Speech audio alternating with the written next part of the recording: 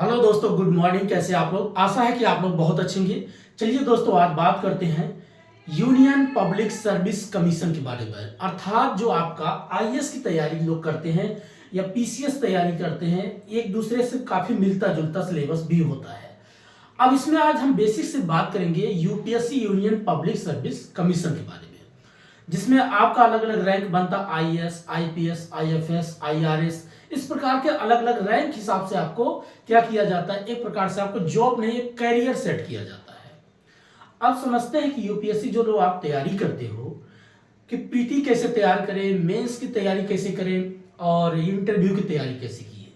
तो दोस्तों, मेरे पास दो चीज का भी अनुभव है। अभी इंटरव्यू का अनुभव नहीं है, जिस दिन अभी अनुभव हो जाएगा मैं आपको भी बताऊंगा।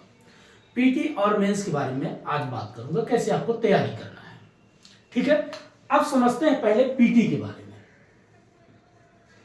ये जो आपका प्रारंभिक परीक्षा होता है, प्रिलिमिनरी जिसको टेस्ट बोलते हैं, इसमें क्या क्या आपको पढ़ना होता है। आपने देखा होगा सिलेबस, कभी आपने ढंग से सिलेबस आपने पढ़ा होगा और कुछ चीजें अच्छे से याद किया होगा, लेकिन आपको कभी कभी लगता है क्वेश्चन तो किताब से ही आते हैं, लेकिन किताब से दिखते नहीं, तो करंट से ज्यादा क्वेश्चन पूछता है। इसमें आपको क्या करता है, तैयारी कैसे करना है। सबसे बड़ी बात होती है, एक आपका पेपर होता है जीएस और एक आपका होता है सीसैट। ये दो पेपर होते हैं। अब बहुत से लोगों को मान लीजिए जीएस पे बहुत फोकस होंगे इस वक्त, अलग अलग इंस्टीट्यूट्स में, अलग अलग संस्थाओं में जाके टेस्ट सीरीज भी ज्वाइन करेंगे, वहां पेपर भी देंगे, प्रैक्टिस करेंगे, अच्छी बात है। लेकिन ये सीसैट पे लोग कम ध्यान देना शुरू कर देते हैं, क्योंकि अगर आपका ये 27 क्वेश्चन अगर ये नहीं सही आप करते हो, जो कि टोटल ये 80 क्वेश्चन आता है, ठीक है, और इसमें आपका 100 क्वेश्चन होता है, अगर ये आप क्वालिफाई नहीं करोगे तो आपका ये पेपर चेक नहीं किया जाता। पहला कंडीशन। तो आपकी तैयारी, आपसे सोचो आज से आप कैसी तैयारी कर रहे हो, तो आज से अपने आप को क्या करो, ज्यादा नहीं,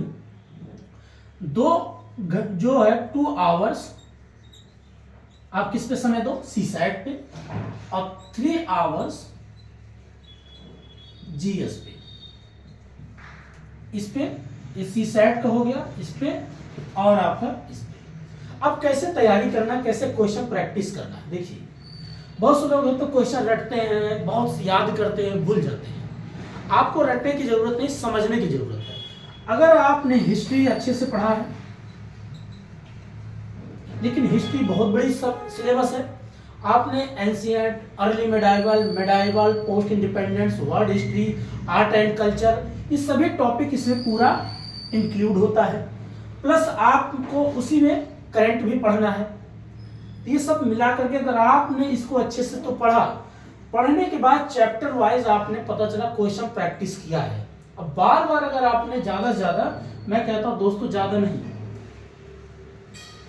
20 बार, मतलब 20 बार उसी क्वेश्चन को, मतलब जैसे एक सेट आपने किया फिर उसी सेट को एक बार करो। अगर आपने बार बार प्रैक्टिस किया है तो उससे क्या होता है, आप एक तो समझने की ताकत बढ़ती है, सोचने समझने की ताकत बढ़ती है, दूसरी चीज आपका कॉन्सेप्ट और क्लियर होती है, फैक्चुअल भी चीजें याद हो जाती है। जब आप पेपर देने जाएंगे तो वो चीज आपको काफी हेल्प करता है।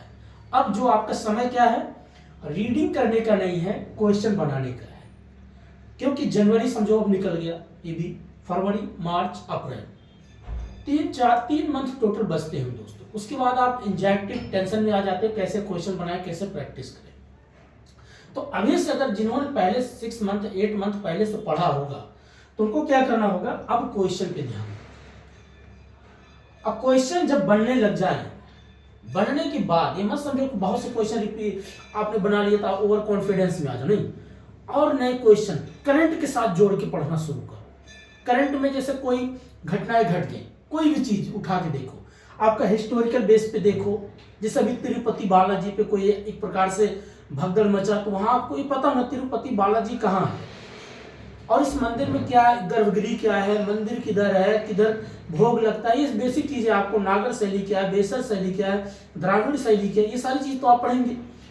आपको क्या करना है, उसको करंट से जोड़ के पढ़ो कि कौन सी घटना घटी, क्यों घटा।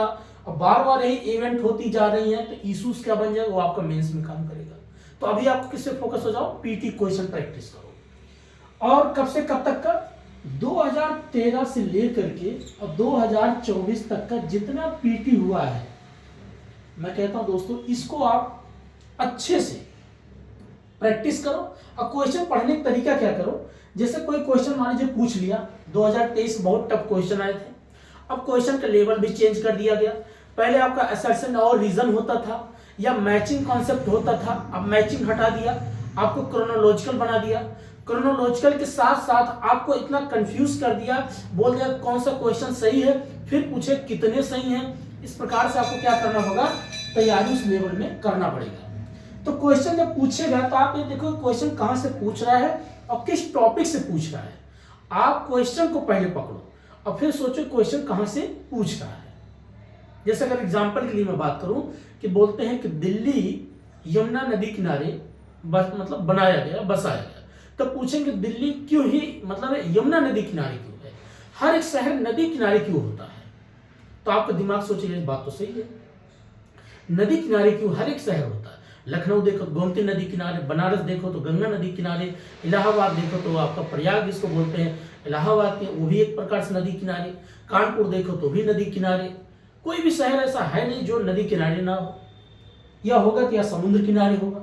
तो आपको क्या करना, कॉन्सेप्ट को पकड़ो। तो अगर वहां से क्वेश्चन पूछता है तो आपके दिमाग में बैठेगा कि अच्छा ये क्वेश्चन ऐसा क्यों पूछना चाहता है, और वो डीपली आपको चेक करना चाहता है कि और गहराई तक नॉलेज है कि नहीं है, बस यही चेक करना चाहता है।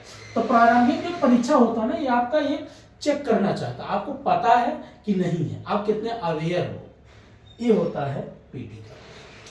तो जीएस को आप जितना प्रैक्टिस करें, इसलिए मैं इसको 3 आवर इसलिए बोला दोस्तों क्योंकि ब्रॉड लेवल होता है। सीसैट में क्या है, कोई चेंजिंग नहीं होता। आपका अगर वही मैथ है तो मैथ ही रहेगा, रीजनिंग है तो रीजनिंग ही रहेगा, कॉम्प्रिहेंशन है तो कॉम्प्रिहेंशन भी रहेगा, डाटा सफिशिएंट रहेगा, सफिशिएंट ऑफ डाटा है तो वही रहेगा। तो बेसिक अगर इसमें देखा सीसैट में आपको क्या क्या, math, comprehension, sufficient of data या डेटा, और प्लस लॉजिकल रीजनिंग, बस, या रीजनिंग बोलते कहेंगे लॉजिकल रीजनिंग, इतना ही मिलाकर आपको तैयार करना। इसमें अगर आप 80 में से 27 क्वेश्चन सही कर देते हैं, जब ये आपका क्वालिफाई करोगे तब आपका जीएस के पेपर चेक किया जाता है। अब जीएस में क्या करना होता है, 100 क्वेश्चन है, आपको ज्यादा नहीं दोस्तों, मान लीजिए 100 क्वेश्चन है तो इसमें 15 क्वेश्चन तो कोई नहीं बना सकता, बहुत टफ होता है, कहने की बात है, अलग ही उनका अपना होता कॉन्सेप्ट। बाकी अगर आप देखा जाए, मान लीजिए 85 क्वेश्चन है तो आपने 80 का टारगेट रखो, 80 में से कम अगर आप 60 क्वेश्चन सही करते हो, बस इतना ही सही करो। रोज एक टेस्ट बनाओ, प्रैक्टिस करो, पीवाईक्यू जितना क्वेश्चन उस पे उसी के आधार पे करो। अपना क्या करो, उसको प्रिंट आउट निकाल लो, ओमार सीट भी आजकल आती है, बनी है, आप पीडीएफ बना लो, प्रिंट आउट करके ऑफलाइन तरीके से बैठ के प्रैक्टिस करो, टाइम टेबल सेट करो। ये समझो कि अपने घर में, क्योंकि देखो क्या होता है, जो माहौल जब आप पेपर देने जाते हैं वही माहौल आज से ही बनाना शुरू कर दो। मैं गारंटी लेता हूं दोस्तों, जिन्होंने अगर 6 मंथ या 8 मंथ अच्छे से पढ़े हैं तो उनका पीटी काफी अच्छा खासा तैयार हो गया होगा। 8 मंथ बहुत टाइम लगता है, और मेंस के लिए कम से कम दोस्तों आपको 2 साल समय देना पड़ता है। लोग कहेंगे नहीं 1 साल नहीं 2 साल, क्यों? क्योंकि आपको आईआर भी तैयार करना होता है, आईआर में इंटरनेशनल रिलेशन भी देखना होता है, वर्ड हिस्ट्री पढ़ना होता है, बहुत ब्रॉड लेवल में होता है, 3 साल 4 साल लग जाता है कोई एक सब्जेक्ट को पूरा कंप्लीट करने में। आप 8 मंथ में नहीं, आपको कम से कम 2 साल चाहिए मेंस के लिए, 8 मंथ या 1 ईयर चाहिए पीटी के लिए, तब जाकर के 3 साल। जो लोग कहते हैं ना मैं आइए 5 साल में, 5 मंथ में, 3 मंथ में करा दूं, ऐसा सब गलत बात है। क्योंकि आपको अगर हम मानते गुरु अच्छा है, अच्छे सिखा देता, अलग बात है, लेकिन आपको करना क्या होगा, पहले पीटी पे इस वक्त ध्यान दो। पीटी जैसे आप दे दो, जून तक, जुलाई तक आपका रिजल्ट आ जाता है, तो जुलाई से ही पूरा आप किस पे फोकस हो जाओ, मेंस पे। अब मेंस पे जब आप फोकस हो जाओ तो इसमें आपको क्या करना, सिर्फ रीडिंग करना है प्लस राइटिंग। अगर आपने रीडिंग और राइटिंग दोनों अच्छे से करना सीख गए तो आपका मेंस तैयार है। जिन्होंने लिखना सीख गया उनका मेंस समझो तैयार है। तो आप पहले पीटी क्या करोगे, जीएस का जो आपका पेपर 1, ये पेपर 2, इस पे फोकस हो जाओ आज से। उसके बाद आप जून जुलाई से पूरा राइटिंग पे इस पे ध्यान दो, क्योंकि अभी सब मेंस की तैयारी पर हिम्मत लगो। अब कहे पता चला मेंस तैयारी कर रहे हो, पीटी की ये नहीं, पीटी के लिए प्रैक्टिस क्वेश्चन, पीवाईक्यू जितना करो, सी सेट की खूब लगाओ, खूब प्रैक्टिस करो। रोज आना कम से कम 80 क्वेश्चन ये टारगेट रखो और सब क्वेश्चन ये टारगेट रखो। सुबह हो और सिर्फ 2 आवर या 1 आवर अगर समय मिलता है आपको, चलो 1 आवर की बात करते हैं, आप करंट पढ़ो। करंट जो भी आपका न्यूज़पेपर है या किसी का वीडियो मिलता है, कोई दिक्कत नहीं, कहीं से भी सीख सकते हैं, इस पे फोकस करो बस। इससे क्या होगा, करंट आप कैसे तैयार करोगे? करंट की तैयारी के लिए पहले चीज आप वही देखो भाई कि अगर आपने पॉलिटी अच्छे से पढ़ा है तो आपको नजर आना चाहिए कि हाई कोर्ट की अगर बात कहीं नजर आ रहा है कि हाई कोर्ट ने ये नया कानून बनाया, तो आपको इतना याद हो हाई कोर्ट किसका पार्ट है, जुडिशरी का।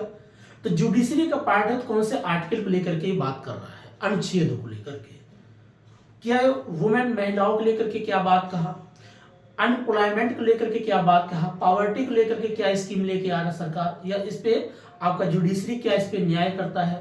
तो ये आपके न्यूज़पेपर में ही खबर आते हैं, तो यही आपके करंट होते हैं। आपको बेसिक सिर्फ आर्टिकल को समझना है, ठीक है।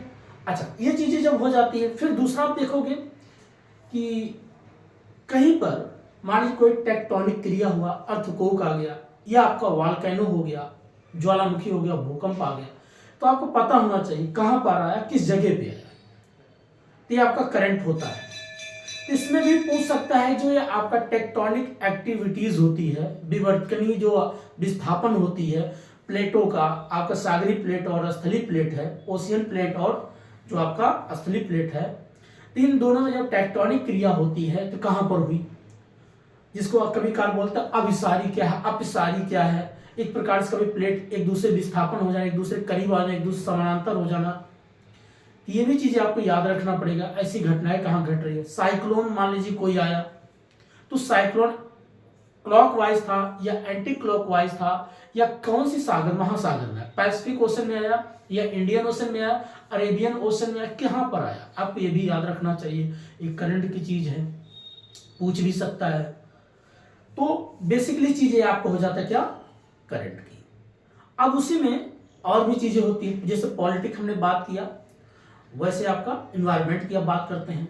इन्वायरमेंट में क्या होता है, कौन से ऐसे स्पीसीज या कौन से ऐसे कीट पतंगे जीव जंतु जो डिक्लाइन अवस्था में है, या कौन से ऐसे है जीव जंतु जिनका भी एक प्रकार से फर्टिलाइजर मतलब उनकी प्रोडक्शन बढ़ गई, उत्पादन बढ़ रही है, उत्पादन में उनकी संख्या ज्यादा हो रही है, बढ़ रही है, तो कौन सा हॉट स्पॉट रेंज में आएंगे, कौन सा आपका वेटलैंड के पार्ट होंगे, कौन से आपका बायोडाइवर्सिटी के पार्ट होंगे, कौन सा आपका क्यूटोप्रोटो का पाला है, मतलब बेसिक चीज होगा, कौन आपका कन्वर्जन में कौन सा संरक्षित जोन में आएगा। तो कुछ एक करंट चीजें याद रखो, कौन से पार्क को बनाया गया, कौन से पार्क अभी डिक्लाइन अवस्था हमारा, कौन से पार्क सबसे ज्यादा, पार्क मीन्स जो आपके जंगल है, बाग बगीचे, ऐसे समझ जाओ। तो सरकार ने उनके कितना प्रोटेक्टिव किया है, तो ये आपका इन्वायरमेंट की बात हो गया।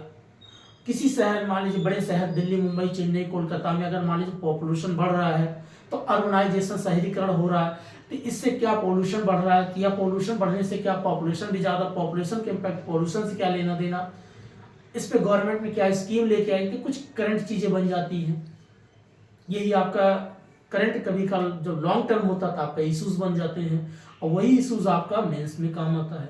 तो आपको क्या करना है, न्यूज़पेपर को आपको क्या करना है, टॉपिक वाइज समझना पड़ेगा कि ये जियोग्राफिक पार्ट है, या सोशल इश्यूज का पार्ट है, या आपका सोशल सिक्योरिटी का पार्ट है, या आपका इंटरनल सिक्योरिटी का पार्ट है, या आप ये सारी चीज क्या करता है, आपको तैयारी में और हेल्प करता है। लेकिन ये कैसे हेल्प करेगा, आपको बार बार प्रैक्टिस करना पड़ेगा दोस्तों, बार बार प्रैक्टिस करना पड़ता है। क्योंकि देखिए, जो लोग कहते हैं नहीं आइए एक हफ्ते में 10 दिन में तैयारी होती है, ऐसे नहीं होती है, ये कोई ऐसी चीज नहीं है। आपको हिस्ट्री भी समझना है, पॉलिटी भी समझना है, इकोनॉमिक्स भी समझ। अब आइए बात करते हैं इकोनॉमिक्स पे। अभी इकोनॉमिक्स आप जब पढ़ोगे तो इकोनॉमिक्स में क्या देखना है, आजकल करंट चल रहा है कि देश की जीडीपी 6.2 के रेशियो से घट रहा है, कभी बढ़ता है कभी घट रहा है। कारण क्या है भाई, लोग अगर इकोनॉमिक्स हमारे देश की डाउन हो रही है, जीडीपी डाउन हो रही है। तो क्यों हो रही है, इसके पीछे रीजन क्या है? कारण यही है, लोगों के पास रोजगार नहीं है। जब लोगों के पास पैसा नहीं है, परचेजिंग पावर डाउन होगा, परचेजिंग पावर डाउन होगा, डिमांड कम होगा, और डिमांड कम होगा, सप्लाई कम होगा, सप्लाई कम होगा तो प्रोडक्शन कम होगा, और प्रोडक्शन कम होगा तो देश के सरकार के पास टैक्स नहीं जाएगा, और टैक्स नहीं जाएगा, सरकार कोई नया योजना नहीं बना पाएगा, तो उसका इंटरनेशनल क्या होगा, करेंसी की वैल्यू घट जाएगी, और करेंसी की वैल्यू जब घटेगी तो इन्फ्लेशन बढ़ेगा, महंगाई बढ़ेगा, और महंगाई बढ़ेगा, देश में क्या होगा, कहीं पर दंगा होगा, कहीं फसाद होगा, कहीं लूट होगा, कहीं चोरी होगा, कहीं डकैती होगा, इसका इम्पैक्ट पड़ेगा। ये आपको पूरा मेंस की बात करता है। इसीलिए यूपीएससी जो लोग कहते हैं तैयारी करना है, यूपीएससी अगर आपने ढंग से एक बार पढ़ लिया सिलेबस को, और पढ़ने के बाद आपने 2 साल 3 साल तैयारी अच्छे से किया है तो बहुत बढ़िया। और बहुत लोगों का जिनको लगता है, जिनकी उम्र लास्ट टाइम है, या कोई 34 में आ गया, कोई 35 में हो गया, कैटेगरी वाइज कोई 28 में हो, कोई 32 में हो गया, तो उनको ज़्यादा एंजाइटी मत लो। आपने अगर अच्छे से तैयारी किया, एक ही फील्ड नहीं, इसके एवज में कोई और फील्ड की तैयारी पे आप अच्छे फील्ड बैठ सकते हो, काम कर सकते हो। ये मैं नहीं कह रहा कुछ नहीं होगा तो तजुर्बा तो जिंदगी भर आप लेते रहो, बट रोजी रोटी भी लेना जरूरी है। ऐसा तो है नहीं आप खाली बैठे रहोगे, खाली बैठ के चलेगा नहीं, खाली क्या काम करते हो तब भी लोग प्रेशर देते हैं, नहीं काम करोगे तो कौन पूछेगा। एक कोई बी प्लान भी साइड में रख लो, जो आपको लगे बेहतर कि मैं इसमें अपना कैरियर बना सकता हूँ। तो ये चीज़ बड़ी टेढ़ी खीर होती है, यूपीएससी यही चीज़ है। तो उनके लिए मैं आज कह रहा हूँ जो नए फ्रेशर तैयारी कर रहे हैं जीएस और सीसेट, अच्छे से मैं पीटी मेंस तक की बात कर रहा हूँ, इंटरव्यू को मैं नहीं कह सकता दोस्तों, उनके पैनल वालों के ऊपर क्या डिपेंड करता है, क्या वो पूछते हैं, क्या नंबर देते हैं, ठीक है। तो आपको जीएस का रोजाना 100 क्वेश्चन प्रैक्टिस, 80 क्वेश्चन सीसेट की करो, और उसके बाद अभी से अगर आप करते रहोगे तो आपका कुछ लेवल अच्छा हो जाएगा। जब आप पेपर देने जाएंगे तो आप पहले से बी पॉजिटिव रहेंगे। अब बी पॉजिटिव वही रहता है जैसे कभी युद्ध में जाने से पहले खूब हर एक प्रकार से जूडो, कराटा, कलेक्ची, मार्शल आर्ट, तलवार, तीर, कमान सब चलाना जो सीखा होता, वो बी पॉजिटिव ही होता है कि अब मैं तो युद्ध जीत के आऊँगा, और वही जो बार बार प्रैक्टिस किया होगा। और जो कभी नहीं किया ओवर कॉन्फिडेंस होकर जाके बैठा रहा है, चलो 1-2 अच्छे बढ़िया दांव से तो लड़ गया, लेकिन तीसरे दांव में तो गिर जाएगा, मारा जाएगा। इसलिए अभी से क्या करना, अपने आप को प्रिपेयर करो, तैयारी करो, ये चीज होती है। तो अब बात करते हैं इसमें जो टॉपिक क्या होता है, जो आप पढ़ते हो कि जीएस में क्या क्या सब्जेक्ट होता है, यहां पर इसकी बात करते हैं। जैसे आपने हिस्ट्री है, पॉलिटी है, इकोनॉमिक्स है, जियोग्राफी है, geography, environment, science and tech, ये सब आपका क्या करता है, ये जीएस बनता है दोस्तों, ठीक। तो आपका हिस्ट्री होगा, polity, economics, geography, science and tech, environment, इतना मिला करके प्लस इन्हीं सभी को जोड़ करके आपका एक जो निचोड़ आती है करंट। करंट मतलब वही जो आपका न्यूज़पेपर में रोजाना घटनाएं घटती रहती, इवेंट। ये आपका पूरा पीटी की बात करता है, फिनोमेना क्या होगा, इवेंट क्या होगा, और प्लस आपका इसी में एक जुड़ता है आईआर। एक बस खाली एक ब्रीफ में दिया आईआर, और आईआर किसका पार्ट, अगर आपने वर्ल्ड हिस्ट्री पढ़ा होगा तो वहां से सारी चीजें आपको देखने को मिलती है। ये आपका पूरा सिलेबस सिर्फ इतना दे दिया है, लेकिन इसमें आपको क्या क्या पढ़ना ये नहीं समझ में आता, यही कंफ्यूजन होती है। लोग कहेंगे एनसीईआरटी पढ़ो, एनसीईआरटी पढ़ो। एनसीईआरटी दोस्तों उनके लिए जरूरत होती है जो बेसिक कुछ नहीं पता है, और जिनको पता है कि भाई हिस्ट्री क्या कह रही, इकोनॉमिक्स क्या कह रही, जियोग्राफी क्या कह रही, अगर आपको पता तो आपको किताब पढ़ना चाहिए। फर्क क्या होता है, हिस्ट्री आपको जो आप एनसीईआरटी पढ़ते हैं वो आपको समझाती है, किताबें आपको बताती हैं, तो आपको गाइडेंस की जरूरत है, ना कि अभी आप बच्चे जैसी मानसिकता लेवल लेके एनसीईआरटी पढ़ो।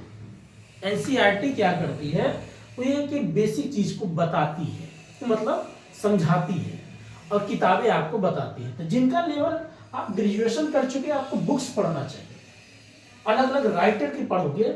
और किताबें क्या, बहुत से लोग बिपिन चंद्रा लेकर के बुक लेके बैठ गए, रामचंद्र गुहा की किताब लेके बैठ गए, लक्ष्मीकांत लेकर के बैठ गए, अलग अलग किताब लेके बैठे हो, पढ़ डालो, आपने सब कुछ अपना हिस्ट्री अच्छा तैयार कर लिया, पॉलिटी तैयार कर लिया, economics, geography, environment, science and tech, सब पढ़ के आप बैठ गए। पढ़ना और प्रैक्टिस करना बहुत फर्क होता है। तो आप पढ़ने के बाद आप जब क्वेश्चन प्रैक्टिस करेंगे तब लगेगा कि अब मेरी पढ़ाई अब अच्छी हुई है।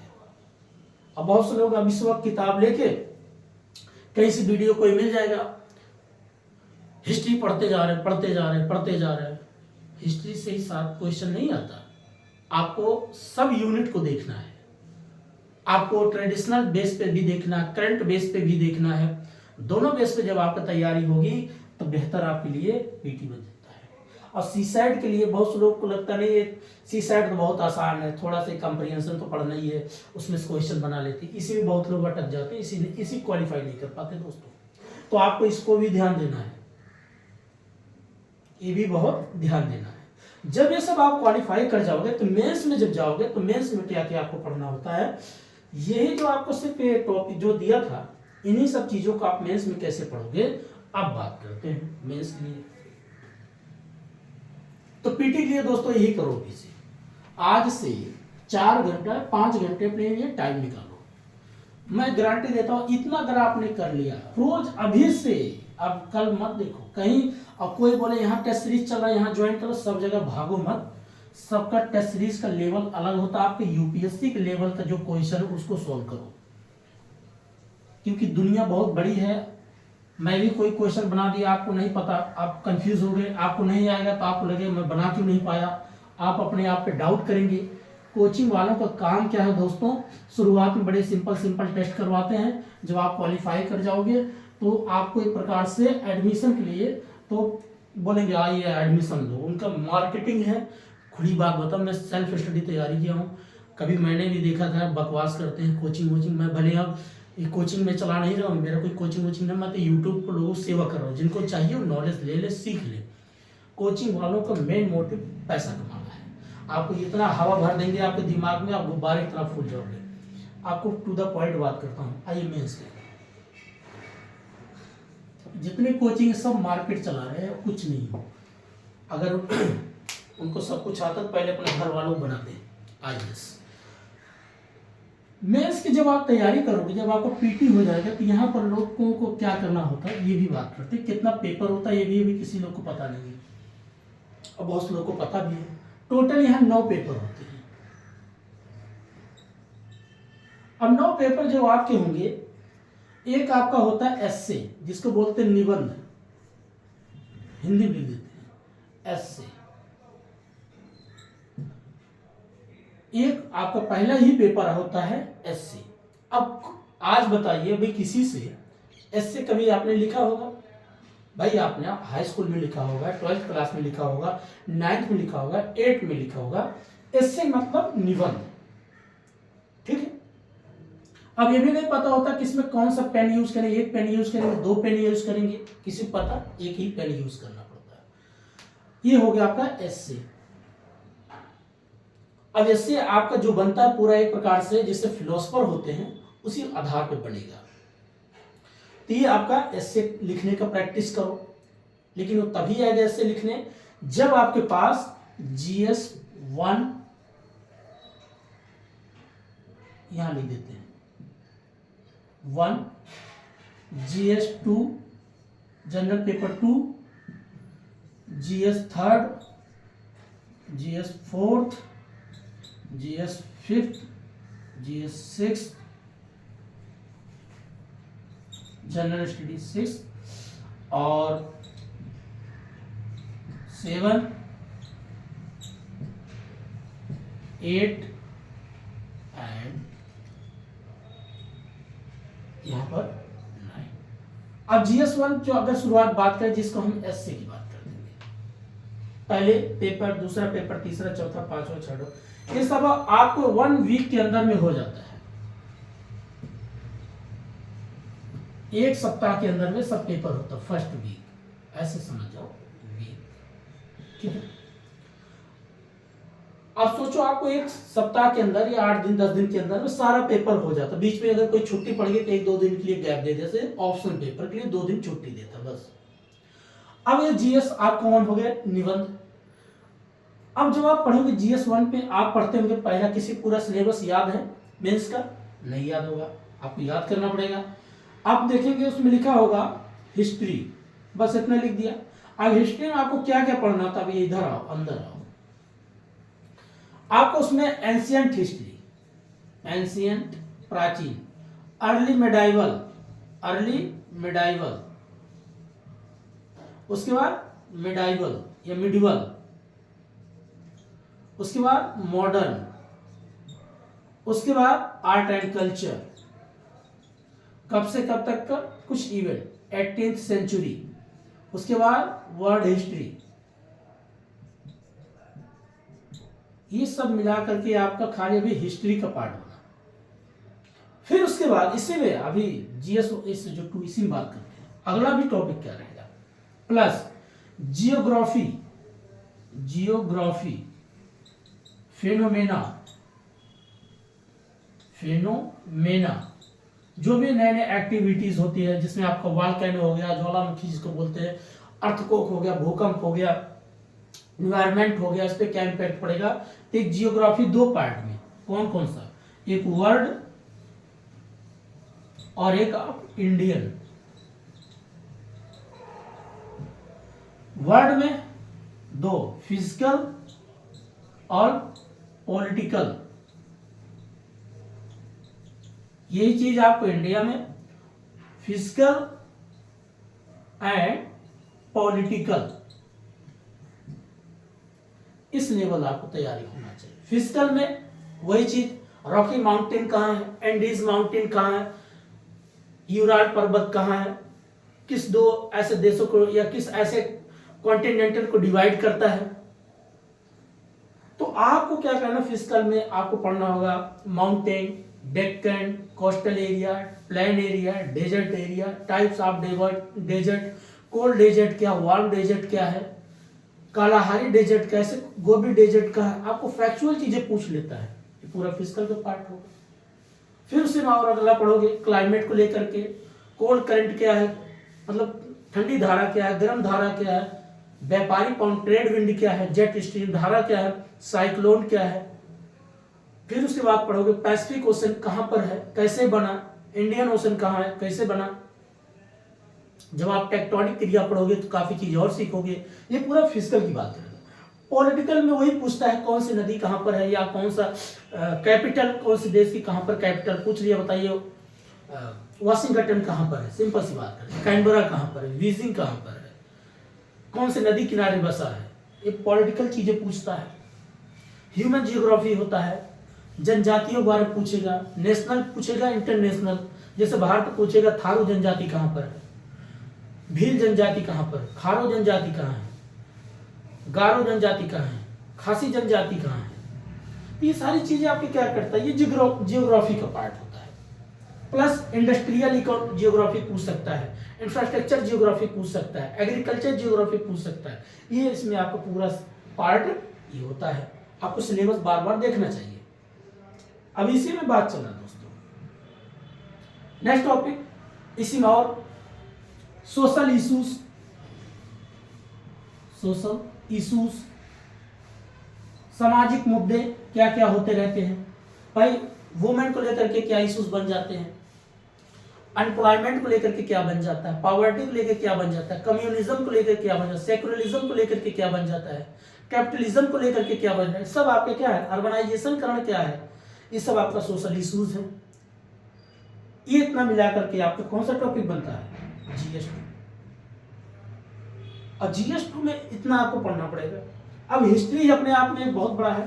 प्राचीन इतिहास पढ़ेंगे, एंशिएंट हिस्ट्री क्या है, प्रागैतिहासिक काल क्या है, आदि ऐतिहासिक काल क्या है, ऐतिहासिक काल क्या है, स्टोन एज क्या है, ऋग्वेद क्या है, यजुर्वेद क्या है, जैनिज्म क्या है, बुद्धिज्म क्या है, जनपद क्या, महाजनपद क्या है।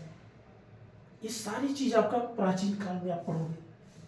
तो ऐसे तो है नहीं कि आप एक ही दिन में सब कुछ हो जाता है। इसीलिए मैंने बोला 2 साल आपको मेंस की तैयारी करना पड़ता है, और 1 साल आपको 8 मंथ बढ़िया से अगर आपको भाई अच्छी शार्प माइंड है, या पहले से आपको बेसिक चीज पता है, एनसीईआरटी में कुछ पढ़े होंगे 12th तक अच्छे से, तो आपके लिए 8 मंथ टाइम है। लेकिन मेंस के लिए सबको कनेक्ट करना, सबको जोड़ना है, ये चीज होता है। अर्ली मेडाइवल पढ़ेंगे 712 से लेकर के 1000 ईस्वी तक का। भाई मोहम्मद बिन कासिम अगर आया तो क्यों आया, गुर्जर प्रतिहार काल कब चला, राजाओं राजपूतों का उद्गम कैसे हुआ, चोल काल, चेलिया, पांड्या, चोलिया, इनके बारे में आप पढ़ोगे। फिर उसके बाद आप पढ़ेंगे मौर्य काल, मौर्य उत्तर काल, गुप्त काल, गुप्त उत्तर काल, संगम पीरियड। ये सारी चीज क्या होता है आपका एंशिएंट हिस्ट्री, अर्ली मेडाइवल। उसके बाद हम बात करते हैं मेडाइवल में दिल्ली सल्तनत आप पढ़ेंगे, खिलजी वंश, तुगलक वंश, लोधी वंश, सैयद वंश। देन उसके बाद आपका मुगल काल पढ़ेंगे, बाबर, हुमायूं, शाहजहां, अकबर, जहांगीर, इनकी बेसिक आप पढ़ेंगे। फिर उसके बाद नेक्स्ट आप पढ़ेंगे इसी में मुगल, जिसको बोलते हैं कि उत्तर मुगल काल कौन सा है, तो या पोस्ट इंडिपेंडेंट, पोस्ट मुगल काल क्या है। जिसके बाद आप उसमें पढ़ेंगे बहादुर शाह जफर तक पढ़ेंगे। आप क्या करेंगे 1707 तक। फिर उसके बाद मॉडर्न हिस्ट्री पढ़ेंगे, पुर्तगाल आते हैं, डच आते हैं, अंग्रेज आते हैं, फ्रांसीसी आते हैं, भारत में अंग्रेजों ने शासन कब से कब तक किया। तो आप पढ़ेंगे पॉलिटी में 1773 से लेकर 1858 तक, 1858 से लेकर के अर्थात 1858 से आप 1935 से 1947 तक का पूरा आप इतिहास पढ़ेंगे। फिर उससे मोमेंट क्या क्या चलाया गया, असहयोग आंदोलन क्या था, अवज्ञा आंदोलन क्या था, गोलमेज सम्मेलन क्या था, किसानों का आंदोलन क्या था, जनजातियों का आंदोलन क्या था, चंपारण का आंदोलन क्या था, खेड़ा का आंदोलन क्या था। बहुत कुछ चीजें आपको पढ़ना पड़ता है, हिस्ट्री ऐसे नहीं है। फिर 18th सेंचुरी में आप वर्ल्ड हिस्ट्री पढ़ेंगे। अगर देखा जाए तो आपके 18th सेंचुरी के बीच में इंडस्ट्रियल रिवॉल्यूशन होता है। जर्मनी का इतिहास पढ़ेंगे, जापान का इतिहास पढ़ेंगे, चाइना का इतिहास पढ़ेंगे, रूस का इतिहास पढ़ेंगे, अमेरिका का इतिहास पढ़ेंगे, वर्ल्ड मतलब सभी कंट्री के इतिहास पढ़ेंगे। फिर वर्ल्ड वार फर्स्ट क्या, वर्ल्ड वार सेकंड क्या, उसके बाद कोल्ड वार क्या है। अब कोल्ड वार कब से कब तक का चला, 1945 से लेकर 1991 तक का चला, जिसका इम्पैक्ट दो ध्रुवी पक्ष होते हैं, एक अमेरिका और एक रूस। एक डेमोक्रेटिक बात करता है, एक कम्युनिस्ट की बात करता है। इन दो ध्रुवी पक्ष, भारत का क्या अपना बेसिक राय था, उसने नियम का पालन क्यों किया, ना अमेरिका की तरफ गया ना रूस की तरफ क्यों नहीं गया। तो आपको पूरा वर्ल्ड हिस्ट्री जब आप पढ़ेंगे, तो वर्ल्ड हिस्ट्री जब आप पढ़ेंगे तो आपको एक प्रकार से IR समझ में आएगा, तो ये आपका मेंस में काम करेगा। अब बात करते हैं दोस्तों GS पेपर थर्ड में क्या क्या पढ़ना होता है। ओ सॉरी, हाँ ये तो हो गया। अब अगला ये GS तो आपका एक ऐसे हो गया। उसके बाद तीसरा बात करना, इसमें आपको क्या क्या पढ़ना होता है। पॉलिटी, पूरा पॉलिटी आपको पढ़ना पड़ेगा। कॉन्स्टिट्यूशनल पार्ट क्या है, नॉन कॉन्स्टिट्यूशनल पार्ट क्या है, प्रीएम्बल क्या है, फंडामेंटल राइट का, फंडामेंटल ड्यूटीज क्या है, DPSP क्या है, पंचायती सिस्टम क्या है, पार्लियामेंट्री सिस्टम क्या है, इमरजेंसी क्या है, कैग क्या है। देन उसके बाद स्टेट टू स्टेट का रिलेशन क्या है, स्टेट टू सेंट्रल का क्या रिलेशन क्या है, और अमेरिका का कॉन्स्टिट्यूशन, इंडियन का कॉन्स्टिट्यूशन बीच में क्या डिफरेंस है, इन दोनों बीच में क्या रिलेशन है, कॉन्स्टिट्यूशनल बेसिक सोर्स क्या है, पार्ट कितने हैं टोटल, आर्टिकल टोटल कितने हैं, अनुसूचियां कितने हैं, ये सब आपको मिला करके पॉलिटी पढ़ते हैं। पॉलिटिक्स आप, फिर उसके बाद आपका आता है गुड गवर्नेंस क्या है। गुड गवर्नेंस में शासन व्यवस्था कैसे बनाया जाए, पॉलिसी क्या है, एडमिनिस्ट्रेटिव क्या है, और गुड गवर्नेंस क्या है, जिसमें 3 की कॉन्सेप्ट पढ़ेंगे। एफिशिएंसी क्या है, इफेक्टिव क्या है। एफिशिएंसी मतलब सबके पास क्षमता हो, एक्सेस हो, सबके तक हर एक सूचना पहुंचे। इफेक्टिव हो, प्रभावित हो, ट्रांसपेरेंसी हो, ये तो होगा गुड गवर्नेंस। भाई ट्रांसपेरेंसी मतलब सिंगल विंडो सिस्टम हो, जैसे आजकल जन सेवा केंद्र है। पहले क्या तहसील में आपको आय जात निवास प्रमाण पत्र बनवाना होता था, तो आपको बार बार दौड़ लगाना पड़ता था। DM साहब आज नहीं बैठेंगे, तहसीलदार साहब आज नहीं मिलेंगे, कानीगो साहब नहीं मिलेंगे, आपके पटवारी जी नहीं मिलेंगे। लेकिन अब बोल दिया सिंगल विंडो से भैया आप बनवा लो, उसके बाद में उनका साइन मोहर लग जाएगा। पहले लाल फीता साइन होता था, इस फाइल उनके पास जाता था, उसको खत्म किया, डिजिटल कर दिया। अच्छी बात, होना भी चाहिए, देश को आगे बढ़ाना है तो सबका काम होना चाहिए।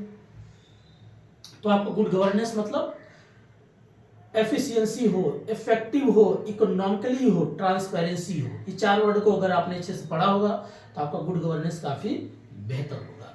पब्लिक और पीपल में डिफरेंस क्या है, इसको भी पढ़ो। बहुत कुछ चीजें हैं दोस्तों, बट इतना अगर आपने तैयारी किया, नेक्स्ट उसके बाद उसी में आपका IR की बात करते हैं। इसी में IR वही आपको वर्ल्ड हिस्ट्री अगर आपने अच्छे से पढ़ा है 18th सेंचुरी से लेकर के और 1947 अर्थात अगर देखा जाए तो 1991 तक का इसमें आपको पूरा आईआर समझ में आ जाएगा। क्या क्या भाई, 18वीं शताब्दी में लेकर के 18th सेंचुरी में ही इंडस्ट्रियल रिवॉल्यूशन को लेकर के काम देखा गया। जर्मनी भी इकोनॉमिक्स मजबूत हो रहा, ब्रिटेन भी अपने आप को एक दूसरे में होड़ मचती है, फ्रांस का भी अपना इतिहास, इटली का अपना इतिहास है, रूस का अपना इतिहास है। तो ये जब सारी चीजें आप पढ़ेंगे तो पढ़ने के बाद आपको काफी चीजें सीखने को मिलेगा। वर्ल्ड वॉर फर्स्ट कब हुआ, सेकेंड वॉर कब हुआ, कोल्ड वॉर क्या हुआ। अगर ये 3 वॉर को अच्छे से आपने समझ लिया होगा तो आपको आईआर पूरा समझ में आ जाएगा। और कोल्ड वॉर 1945 से लेकर के 1991 तक का, यहां तक अगर आपने चीजें समझ लिया तो आपको आईआर और बेहतर समझ में आ जाएगा। आईआर मतलब क्या, मैन टू मैन जैसे रिलेशन होता है वैसे नेशन टू नेशन का रिलेशन क्या है, बस यही चीज होता है। तो उसमें रिलेशन में आपको वही चीज देखना, जियो पॉलिटिकल रिलेशन क्या है, इकोनॉमिकल रिलेशन क्या है। क्योंकि भाई अंतरराष्ट्रीय संबंध क्या होती है भाई, अगर हमारे पास हमारी कोई टेक्नोलॉजी चीजें नहीं है तो मैं सोचूंगा अमेरिका के पास है तो क्यों ना इससे हमसे अपना रिश्ता बेहतर करना है, क्योंकि हमें इसकी जरूरत है।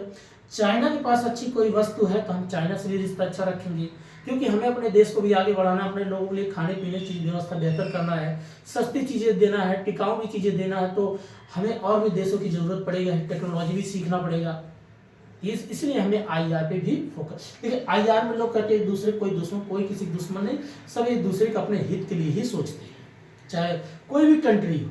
लेकिन उसके लिए भी आपको कुछ कोड बने हैं, जैसे आईसीसी होता है, इंटरनेशनल क्रिमिनल कोड। अगर कोई देश किसी पे जबरन कोई मार रहा है, कुछ भी गलत काम कर रहा है, या बम बार बार, जैसे आजकल देखते हो कभी यूक्रेन कभी रसिया को वार चल रहा है, कभी आपके इजराइल फिलिस्तीन पे चल रहा है, ये सब क्या है। तो आईसीसी जो कोर्ट होता है उस पर एक्शन लेती, कार्रवाई करती है। अगर ऐसे आप करते रहोगे तो एक तो मानवता का हनन है, ह्यूमन राइट्स के खिलाफ है, ये सारी चीज़ें होती हैं, आपको इस चीज़ें पढ़ना पड़ता है। उसके बाद तीसरा हम बात करते हैं पेपर, अगला हाँ, इससे में आपके एक और होता है, जैसे हमने सोशल इश्यूज बात किया, एक होता है आपका social justice. Social justice means क्या होता है दोस्तों, लोगों का न्याय होना चाहिए। न्याय किस पे होना चाहिए, यही अगर एक कोई युवा है एजुकेशन पढ़ाई कर रहा है तो उसके न्याय होना चाहिए, उसको जो उसका हक है मिलना चाहिए। कोई एग्जाम दे रहा है तो कम से कम पेपर टाइम पे होना चाहिए। जस्टिस मतलब यही है। कोई वुमेन है या मतलब महिला है, बस में बैठती है, उसके महिला और अच्छी सीट है तो उसको बैठने का हक है, उसको जस्टिस होना चाहिए। ऐसा नहीं कोई पुरुष बैठ के उसका सीट कब्जा करके बैठा हो। हमारे देश में जो कानून बना उसका पालन होना चाहिए, जस्टिस होना चाहिए, न्याय होना चाहिए। इसलिए शुरुआत में आपको प्रियम्बल में लिखा हुआ है कि वी द पीपल, जिसमें आपने देखा होगा फर्टिलिटी, इक्वालिटी, जस्टिस, सॉवर्जिनिटी, ये सारे पॉइंट क्यों कहा जाता है। तो आपको अगर आप प्रियम्बल आपने अच्छे से पढ़ेंगे सोशल जस्टिस समझ में आ जाएगा। नेक्स्ट टॉपिक हम बात करते हैं। उसके बाद तीसरा जो पेपर आपका होता है जिसमें आप इकोनॉमिक्स पढ़ते हैं। इकोनॉमिक्स पूरा आपको पढ़ेंगे, इंडियन इकोनॉमिक्स। देखिए इकोनॉमिक्स में बहुत बड़ा चीज है, यहां पर आपको बता देते हैं। इकोनॉमिक्स में अगर देखा जाए बहुत लोग का ऑप्शनल इकोनॉमिक्स होता है। अब इकोनॉमिक्स जो आप पढ़ेंगे तो 1947 से लेकर के 1991 तक का, आप ये सोचोगे क्या है।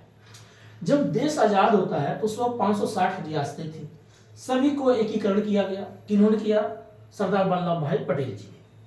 अब उन्होंने सभी रियासतों को इकट्ठा किया, जिसमें 3 रियासतें इकट्ठा नहीं हो रही थी, एक हैदराबाद, एक जूनागढ़ मतलब है गुजरात, और एक आपका कश्मीर।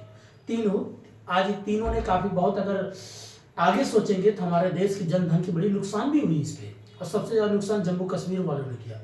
आइए बात करते कैसे, क्योंकि उसमें बहुत अभी भी उसी मुद्दा चलता है। तो चलो आजकल सरकार ने काफी चीजें अच्छा भी किया। यहीं से आप पढ़ेंगे भाई, क्या क्या पढ़ेंगे। 5 ईयर प्लानिंग क्या है, 5 ईयर प्लानिंग क्या था, 5 साल तक जो टारगेट रखा जाता है आपको ये पढ़ना होगा। बैंकिंग रिफॉर्म क्या है, बैंकिंग रिफॉर्म क्यों किया गया, राष्ट्रीयकृत क्यों बैंक किया गया, क्योंकि देश को बेहतर करना था।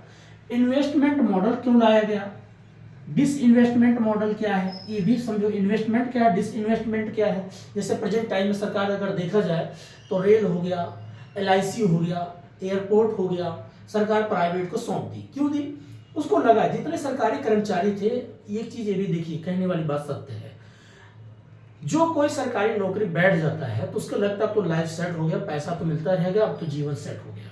अब वो क्या करता, काम नहीं करता था। होता भी था, अब भले कर रहा लेकिन काम नहीं, बहुत लापरवाह। आप चले जाओ सरकारी संस्थाओं में देखो, टूटी मेज टूटे पंखे वही हिलते रहेंगे। सरकार पूरा फंडिंग करती, पैसा देती कि उसको मेंटेन करो। कितने आपने खबर सुना होगा कि स्कूल टूट के गिरी है, काफी बच्चे दब के मर गए। तो ये क्या होता है, सरकार को लगा एक काम करो, जितनी सरकारी संस्था इसको प्राइवेट को देते भैया तुम इसको बेहतर करो और अच्छे से तुम भी कमाओ और टैक्स दो, हम जनता को बेहतर करेंगे, होना ही चाहिए। तो ये हो गया इन्वेस्टमेंट क्या है, डिस इन्वेस्टमेंट मॉडल क्या है, इसको पढ़ेंगे आप। बैंकिंग रिफॉर्म क्या है, लैंड रिफॉर्म क्या है। लैंड रिफॉर्म मीन्स भू अधिक जो आपका जमीनी सुधार होता है, चकबंदी है, हकबंदी है, हक बरारी है, इसकी पॉइंट बात करता है। जिसमें आप पढ़े होंगे ग्रीन रेवोल्यूशन जब आया था, हरित क्रांति आया था, तो पंजाब, पश्चिम यूपी को, हरियाणा को काफी फायदा हुआ। तो सरकार ऐसे नए नए स्कीम लाती हैं। आपने देखा किसान क्रेडिट कार्ड क्या है, कुसुम योजना क्या है, ये आपका करंट चीजें हो जाती हैं। तो ये भी चीजें आपको जोड़ के पढ़ना पड़ता है। अब बैंकिंग सेक्टर में शेड्यूल बैंक क्या है, नॉन शेड्यूल बैंक क्या है, प्राइवेट बैंक क्या है, पब्लिक बैंक क्या है, कमर्शियल बैंक क्या है, टाइप्स ऑफ बैंक क्या है। तो बैंक की चीजों में आपको पढ़ना पड़ेगा, ठीक है। नेक्स्ट उसके बाद अगला हम पढ़ेंगे इन्फ्लेशन क्या है, डिफ्लेशन क्या है, टाइप्स ऑफ इन्फ्लेशन क्या है, जैसे हाइपर इन्फ्लेशन क्या है, जंपिंग इन्फ्लेशन क्या है, क्रैपिंग इन्फ्लेशन क्या है, डिमांड पुल इन्फ्लेशन क्या है, कॉस्ट पुल इन्फ्लेशन क्या है। ये सारी चीज आपको पूरे इकोनॉमिक्स की बात करता है। 1991 के बीच में आप पढ़ेंगे एलपीजी क्या था, liberalisation, privatisation, globalisation, BOP, balance of payment, current account क्या है, कैपिटल अकाउंट क्या है। ये सारी चीजें आपको करंट के साथ भी देखना होगा। फिर पढ़ेंगे सस्टेनेबल डेवलपमेंट क्या है, जिसमें 17 पॉइंट रखा गया है। एमडीजी क्या है, जिसमें 8 पॉइंट रखा गया था। सस्टेनेबल डेवलपमेंट मीन्स होता सतत विकास होना चाहिए, देश को आगे बढ़ाते रहना चाहिए, सभी का विकास हो। जैसे आजकल लगाते हैं मोदी का, एनडीए गवर्नमेंट का काफी नारा है, सबका साथ सबका विकास सबका विश्वास। तो एसडीजी की समझे प्रकार से बात कर रहे हैं। तो एसडीजी में अगर देखा जाए क्या होगा भाई, इक्वालिटी की बात कर रहे हैं, जिसमें आप एसडीजी में टोटल 17 पॉइंट है। गरीबी कम करना है, गरीबी को और खत्म करना, समाप्त करना है, लोगों को 2 वक्त की रोटी मिलना चाहिए, पानी की व्यवस्था अच्छी हो, स्कूल अच्छे हो, एजुकेशन बेहतर किया जाए, ये सारी पॉइंट उसमें रखा गया है। ये 2030 तक उसकी टारगेट है, कंप्लीट करना है, ठीक है दोस्तों। तो पूरा इकोनॉमिक्स में क्या क्या, और भी जो लोग इकोनॉमिक्स पढ़ते हैं ऑप्शनल उनकी होती है, वो पढ़ते हैं micro economics, macro economics, social economics, statics economics, mathematics economics, उसके बाद industrial economics, agriculture economics, world economics. ये सब जिनका ऑप्शनल टॉपिक होगा ये पढ़ते होंगे दोस्तों। सस्टेनेबल डेवलपमेंट, एनवायरमेंट इकोनॉमिक्स, बताओ एसडीजी एंड एनवायरमेंट इकोनॉमिक्स, ये सब टॉपिक ऑप्शनल में आता है। एग्रीकल्चर इकोनॉमिक्स, हाँ लिख दिया, एग्रीकल्चर हो गया। तो यहां आपको जो इकोनॉमिक्स पढ़ना होता है 1991 तक की, क्यों, क्योंकि एलपीजी अभी जब पूर्व प्रधानमंत्री स्वर्गीय बोलेंगे डॉक्टर मनमोहन सिंह जी ने एलपीजी कॉन्सेप्ट और बीओपी कॉन्सेप्ट उन्हीं का देना है।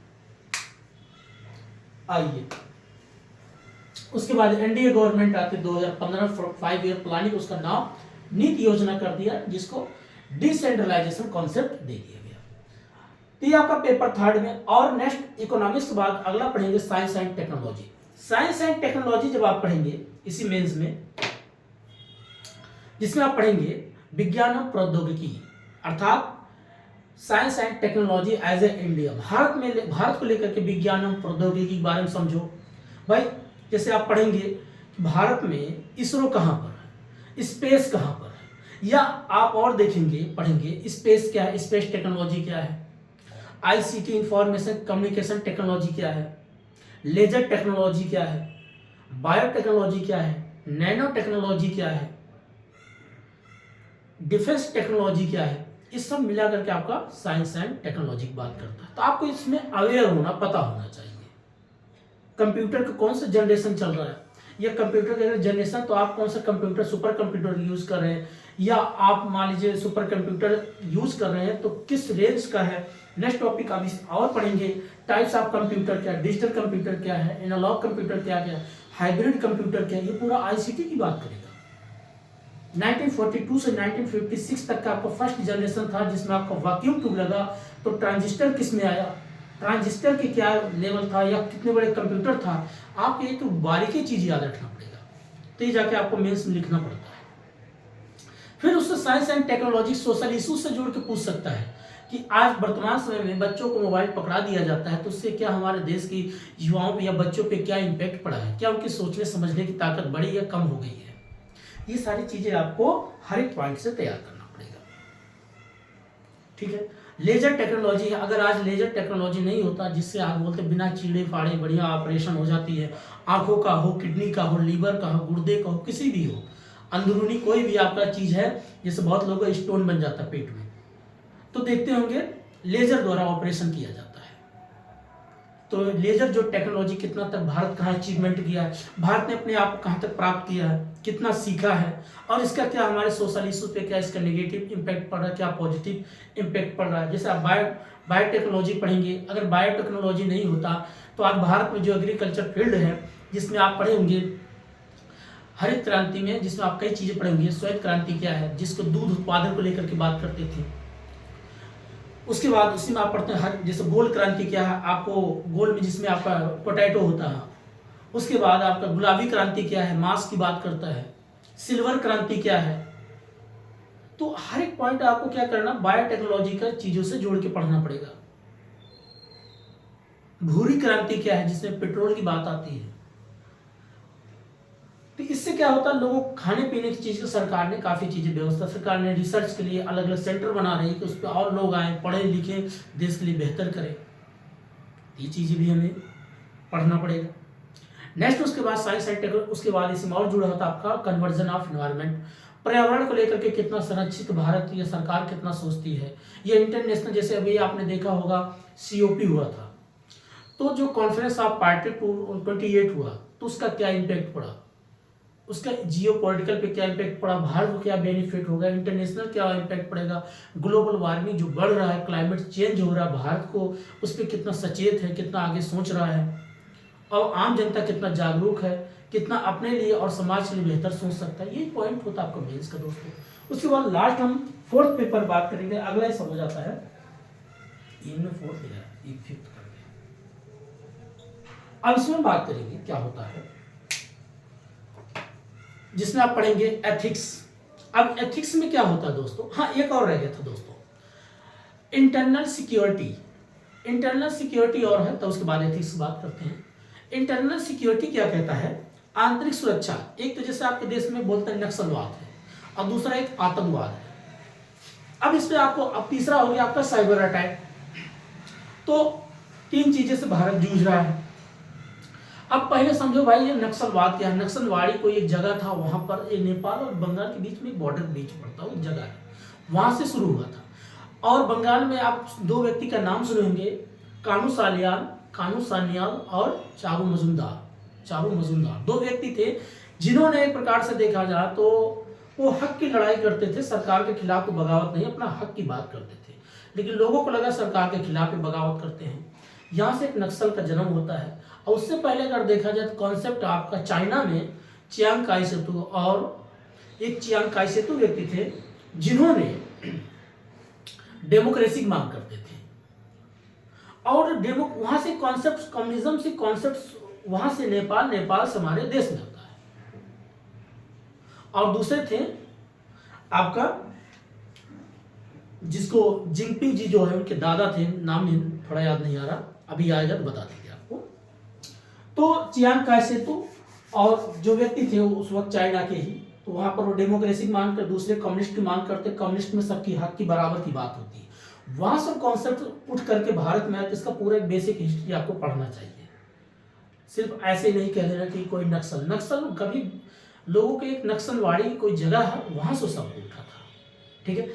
तो ये आपके आंतरिक प्रॉब्लम क्रिएट होता है, कितना सरकार इसको लेकर के उनके हक के लिए, भाई उनके लिए रोड कितना बनाया, या उनके जल जंगल जमीन को लेकर के कितना सोचती है सरकार, ये चीजें आपका होता है, ठीक है। तो ये आपका इंटरनल सिक्योरिटी। दूसरा आपका साइबर क्राइम को लेकर के, आजकल साइबर क्राइम बहुत ज्यादा हो गया। कितना आप अपने मोबाइल को लेकर के, पासवर्ड को लेकर के, आधार कार्ड को लेकर के या पैन कार्ड को लेकर के कितना सचेत हैं। आज तो बहुत से बच्चे पेपर देने जाते हैं, पता चला आधार कार्ड लगा के गए, वहाँ पर वो फाड़ के फेंक देता है, क्योंकि आपका पूरा जीवन से जुड़ गया आधार कार्ड से।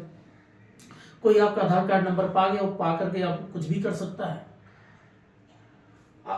OTP आप भले नहीं शेयर करोगे, कैसे आपको ब्लैकमेल करेंगे, बात करेंगे, इस तरीके से आपका अगर नंबर पा गए तो भी निकाल लेंगे। तो इसीलिए हमें साइबर क्राइम को लेकर के, इंटरनेट को लेकर के कितना हम जागरूक है, कितना अवेयर है, इसके बारे में भी लिखना चाहिए।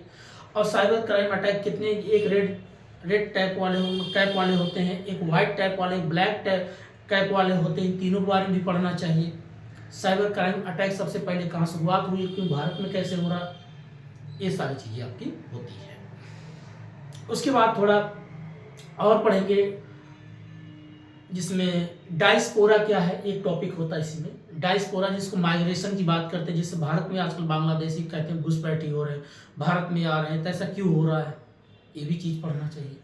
अब लास्ट में बात करते हैं अगला पेपर जो आपका होता है, फोर्थ अलग पेपर, जिसको हम बात करते हैं एथिक्स। एथिक्स मीन्स होता है नैतिकता। जैसे नैतिकता क्या कहती है, जिसमें आप पढ़ेंगे एटीट्यूड क्या है, एप्टीट्यूड क्या है, इंटीग्रिटी क्या है, मोरल क्या है, सिंपैथी क्या है, एम्पैथी क्या है, इमोशनल इंटेलिजेंट क्या है। बस इतना ही टॉपिक आपको याद रखना। क्या क्या, एटीट्यूड, एप्टीट्यूड और इंटीग्रिटी, सिंपैथी, एम्पैथी, मोरल। इतना चीज अगर आपने अच्छे से पढ़ा तो आपको पूरा इसी में निचोड़ है। क्या कहता है, अभी एथिक्स आपको तो ऐसा तो है नहीं कहीं पढ़ना पड़ता है, एथिक्स आपके संस्कार आपके परिवार से ही आता है। एथिक्स यही कहना चाहता है कि भाई एक आप ह्यूमन हो, एक मानव हो, जैसे आप दुख दर्द का फील करते हो वैसे दूसरों को भी दुख दर्द होती है। अगर उस चीज को आप महसूस करेंगे तो एक प्रकार से सिंपैथी भी होगा, इम्पैथी भी। सिंपैथी इसलिए होगा, आप जब दुख देते हैं, दुख देखते हैं तो आपके अंदर क्या होता है, एक अंदर से आपको भी पीड़ा उठती है। कभी कभार आप सोचते हैं अगर मैं उस सिचुएशन पे होता तो मेरे साथ भी यही हाल होता, तो ये होता सिंपैथी। सिलेबस में क्यों रखा गया, कल आप एक डीएम बनते हैं, कलेक्टर बनते हैं, डिस्ट्रिक्ट पे है, कोई गरीब व्यक्ति आ गया, हो सकता है कोई व्यक्ति उसकी जमीन को जबरदस्ती हड़प रहा है, तो आप उसको इमोशनल तरीके से समझना पड़ेगा, वहां पर अपना इंटेलिजेंट काम करना पड़ेगा कि उसकी बात भी सुना जाए, उसका काम भी हो जाए और उसको महसूस ना हो। तो आपको बहुत स्मार्टली तरीके से काम करना पड़ेगा। अब इतना नहीं है को बहुत परेशान है तो आप अपने जेब से सब पैसा उठा के दे दो, अपनी सैलरी निकाल के दे दो, ऐसा भी नहीं होता। मदद करिए, गवर्नमेंट सिस्टम तरीके से मदद करिए। आपको जो एक ह्यूमन नेचर के अकॉर्डिंग जो आपको मदद करना हो करिए, अलग बात, बट इतना भी ज़्यादा इमोशनल मत हो जाइए कि अपने आप को खत्म करो। एक बैलेंसिंग अप्रोच में सोचना है। एटीट्यूड होता है जो वही आपका जीवन में, जैसे बहुत लोग होता है कि व्यक्ति बहुत अच्छा है, ईमानदार है, मददगार है, तो वो आपके जीवन में एक व्यवहार बन जाता है, बोलेंगे इसका एटीट्यूड बहुत अच्छा है, बहुत पोलाइटली व्यक्ति है। एप्टीट्यूड वो हो जाता है जो आपके अंदर कितनी उस व्यक्ति किसी भी चीज़ को करने के लिए कितना आपके पास क्षमता है। जैसे यूपीएससी तैयारी आप करते हो तो आपके अंदर कितना पेशेंस है। अब बहुत लोग होंगे नहीं, मैं बकवास नहीं इतना सुनता, दिमाग खराब होता है, इतना चीज़ें नहीं पढ़ सकता, तो आपके अंदर कितनी वही एप्टीट्यूड की बात करता है। जीवन में अगर दुख आती है, एंजाइटी होता है, डिप्रेशन आता है, तो कितना आपके अंदर वो क्षमता उसको झेलने की, यही होता है आपका एप्टीट्यूड, क्षमता, पेशेंस। इंटीग्रिटी होता है सत्यनिष्ठा।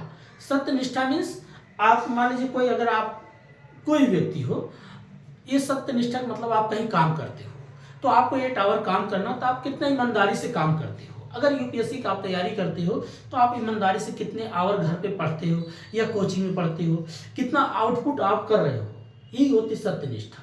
ईमानदारी से काम करना, ये नहीं टाइम पास कर रहे हो, कहीं जॉब कर रहे हो तो खैनी, पता चला खैनी मल रहा कोई, ऐसे नहीं होता है।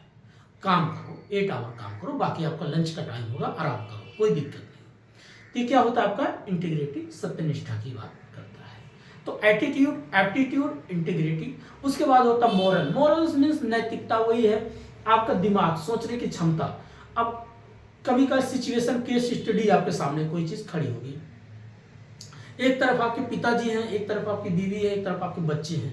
सिचुएशन ऐसा आ गया आपकी जेब में पैसे कम है, पता चला बीमारी है और गरीबी भी है, बच्चों को पढ़ाना भी है, तो उसको कैसे आप अपना मोरल, अपना सोचने समझने की ताकत कैसे यूज करोगे, कैसे अपना दिमाग लगाओगे, उधारी लोगे या उधारी लोगे तो कहाँ से लोगे?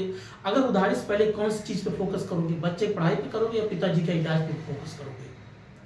यहीं पर आपका सिंपैथी और इम्पैथी और प्लस आपका मॉरल इंटेलिजेंट देखा जाता है। ये सब मिला करके आपका एथिक्स पेपर तैयार किया जाता है। तो एटीट्यूड के लिए आपको कहाँ से एटीट्यूड लाना पड़ेगा? लोगों का बायोग्राफी पढ़ो, जीवनी पढ़ो। जब लोगों का, जैसे गांधी जी की जीवनी पढ़ो, बाबा साहब बी आर अम्बेडकर साहब का जीवनी पढ़ो, तो आपको वहाँ से एक अलग ही चीज़ सीखने को मिलेगा। सरदार वल्लभ भाई पटेल जी की जीवनी पढ़ो, वहाँ से भी काफ़ी चीज़ें सीखने को मिलेगा। बताइए उनको लौह पुरुष क्यों बोला जाता था? एक बार उनके बड़ा सा कोई एक फोड़ा हो गया था जबरदस्त बाजू में, तो लोहा से ले गर्म करके उसको फोड़ देते हैं, इसलिए उनका नाम पड़ा लौह पुरुष। उनकी भी कभी बायोग्राफी पढ़ो, तो वहाँ से एक मोटिवेशन मिलेगा कि जो ऐसे ऐसे महान व्यक्ति अच्छे अच्छे पोस्ट पे रहते हुए उस चीज़ को छोड़ करके और देश के लिए उन्होंने अपने आप को देसी तरीके में आ जाते हैं देश को बेहतर बनाने के लिए। तो वो विचारधारा तब आएगी जब आप लोग बायोग्राफी पढ़ेंगे, तो आपके अंदर attitude, aptitude, integrity, empathy, sympathy, moral intelligent, ये सारी चीज़ें आपको सीखने को मिलेगा। ठीक है दोस्तों, तो ये आज हमने बात किया पूरा, जो हमने हर एक टॉपिक को पीटी कैसे है, मेंस कैसे है, तो ये खाली एक लेक्चर के रूप में बात किया। अब रही बात इंटरव्यू का, तो इंटरव्यू में जो मैंने थोड़ा बहुत पढ़ा है, अभी तो मेरा होने वाला जिस दिन हो जाएगा 10 फरवरी ले, तो मैं बताऊंगा कैसे वहाँ पूछते हैं। तो उसमें मुझे इतना आइडिया है, मैं काफ़ी लोगों से जो भी इधर उधर से सीखा, पढ़ा भी है, बायोग्राफी काफ़ी लोग को जिन्होंने इंटरव्यू दिया बोलते हैं वही है। पैनल में आपको 25 क्वेश्चन रखते हैं, तो जिसमें से आपका फर्स्ट उनका टारगेट होता है आपका आई टू आई कॉन्टेक्ट होना, बी पॉजिटिव होना, कम्युनिकेशन अच्छे करना, टू द पॉइंट जवाब देना, आपका वेल ड्रेस अच्छा होना, यही सारी चीज़ें होता है। और बेसिकली आपका नॉलेज कुछ पूछेंगे जो उनका आप पूछ सकते हैं भाई आपने, और आपका बैकग्राउंड कहाँ से था उसके बारे में पूछते हैं। बाकी इतना ही लोग बोलते हैं, अब पता नहीं वहाँ अंदर क्या पूछते हैं, जब उसको फेस करेंगे तब आपको बताएंगे। ठीक है, तो जितना मैंने जो चीज़ सीखा दोस्तों, मैं आप लोग को शेयर करता रहूँगा। मैं कोई कोचिंग, कोई संस्था नहीं चलाता।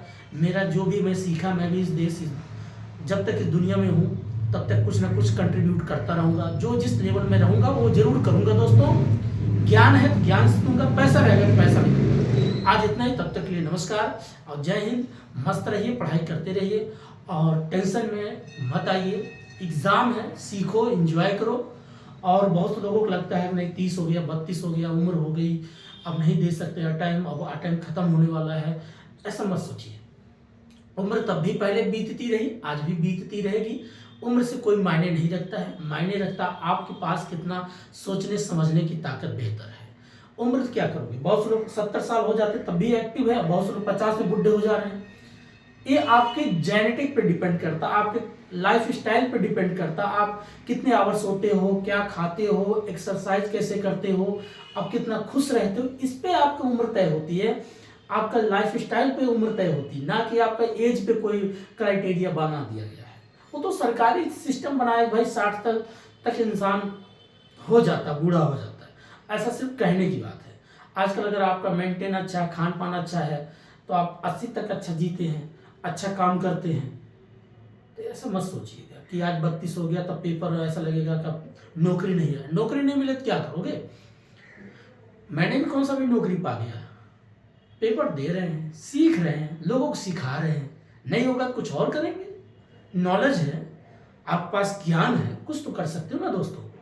तो ऐसा मत सोचिए। और साइड में अगर मान लीजिए यूपीएससी तैयारी, साइड में मैं तो कहता हूँ बी प्लान कोई तैयारी कर लो। बी प्लान जिनको अगर लगता है चलो एक कोई बी प्लान अच्छे से रखो, 10 प्लान मत रखो कि ये भी करूँ ये भी करूँ। आपको ऐसे हो जाएगा, एनर्जी बढ़ जाता है। एक बी प्लान ऐसा रखो जैसे आप यूजीसी नेट तैयारी करो साइड में। इससे क्या होगा, आपको मान ले चलो अनुभव होगा, किसी कॉलेज में पढ़ाने के योग तो हो जाओगे, कम से कम वहाँ जीने खाने का आधार तो बन जाएगा। और कोई ऐसा फील्ड नहीं है जहाँ कंपटीशन ना हो, कोई भी ऐसा फील्ड है।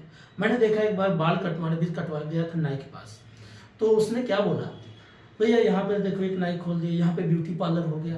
वो बताओ, वो भी आपस में कंपटीशन है, परेशान है। तो अगर आप एक कोचिंग खोलोगे तो वहाँ भी कंपटीशन है, आप कोई एग्रीकल्चर काम करो वहाँ भी कंपटीशन है। ऐसा कोई चीज़, अब कंपटीशन नहीं होगा तो देश कैसे आगे बढ़ेगा, नया आइडिया कैसे आएगा, नया इंटरप्रेन्योरशिप कैसे आएंगे। तो ये भी चीज़ें होना चाहिए दोस्तों। ऐसा मत सोचिए निगेटिव, निगेटिव अगर आप सोचेंगे तो आगे कैसे बढ़ेंगे? यही सोचो, ठीक जितना कंपटीशन होगा उतना बेहतर होगा, उतने हमारे देश में कुछ नया चीज़ का डेवलपमेंट होगा, इनोवेशन होगा और देश आगे बढ़ेगा और लोगों को रोजगार मिलेगा। पहले लोग बोलते थे कंप्यूटर आएगा तो रोजगार छीन लिया, कितने लोग को रोजगार छीन लिया बताइए। अब हाँ, ये चीज़ है, अगर आपको कंप्यूटर चलाना नहीं आ रहा है तो आप बेरोजगार हो। अगर आपको कंप्यूटर चलाना आ रहा है, आप अगर समय के साथ अपने आप को अपडेट कर रहे हो तो आप आगे जरूर बढ़ोगे। ये चीज़ें होती है, तो ये पॉजिटिव ये सोचो। अब जिनको ट्रैक्टर चलाने नहीं आएगा तो कैसे रोजी रोटी पाएगा? गाड़ी चलाने नहीं आएगा तो कैसे आपको रोजी रोटी? अब जितनी आप देखते होंगे बैटरी वाली जितनी आजकल व्हीकल चलती है तो लोगों को रोजगार नहीं मिला, खुद रोजगार लोग बनाना शुरू कर दिए, लोग रोजगार दे रहे हैं। तो हमें ये तरीके से सोचना, और सरकार पे ज़्यादा नहीं, जो संस्थाएं, जब तक आपका उम्र है पेपर देना दे दो और मस्त रहो। जितना स्ट्रेस लेके पढ़ाई करोगे कभी पढ़ाई नहीं होती, खुल के पढ़ो, एकदम इंजॉय के साथ पढ़ो, ठीक है। बाकी आप लोग को ऐसे छोटा छोटा जो भी वीडियो मिलेगा, कभी 1 आवर हो सकता है, 45 मिनट हो सकता है। जो कुछ मैंने सीखा है, मैंने यूजीसी नेट तक का और प्लस यूपीएससी तक का, मेरे पास जो नॉलेज है मैं आप लोग को देता रहूँगा। सीखो, पढ़ो, आगे बढ़ो, देश को बेहतर करो। धन्यवाद, नमस्कार, जय हिंद।